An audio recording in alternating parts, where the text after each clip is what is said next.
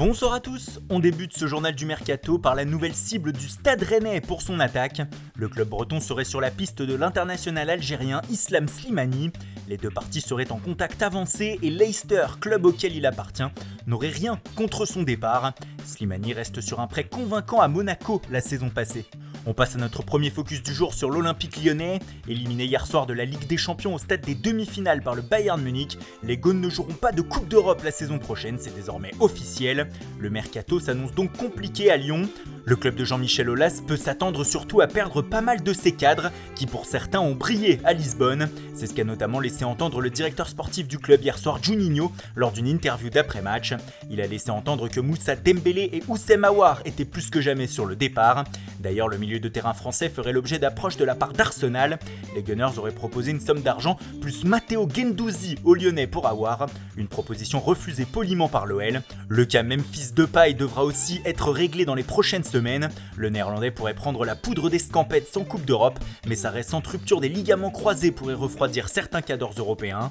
Pour le reste, 3 joueurs ont été déclarés transférables cet été: Youssouf Koné, Kenny Tété et surtout Bertrand Traoré, pris en grippe par les supporters. Enfin, un flou règne sur l'avenir de Melvin Barr. Le jeune latéral gauche aurait fait l'objet d'approches de la part du Bayern Munich, mais Rudy Garcia insisterait pour le garder. Dans le sens des arrivées, l'OL va plutôt tenter de faire des coups sans Coupe d'Europe. Dernièrement, 3 noms ont été évoqués: Aaron Eke, jeune latéral gauche des Hearts of Midlothian, Facundo Pellistri, milieu offensif de Pénarol, ou encore Filip Stevanovic, très jeune ailier du Partizan Belgrade. Mais sur les 3 dossiers, la concurrence sera rude.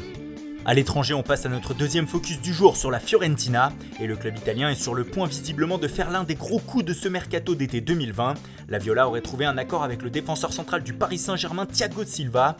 En fin de contrat, le Brésilien va disputer son dernier match sous le maillot parisien dimanche contre le Bayern en finale de la Ligue des Champions, et il serait d'accord pour rejoindre la Fio. La présence de Franck Ribéry l'aurait aussi convaincu, et il pourrait être séduit aussi par l'ambitieux mercato des Violets. La Fiorentina voudrait aussi amener Leandro Paredes, le milieu de terrain du Paris Saint-Germain, pourrait faire l'objet d'une offre de près de 2 ans avec option d'achat obligatoire de la part des Italiens.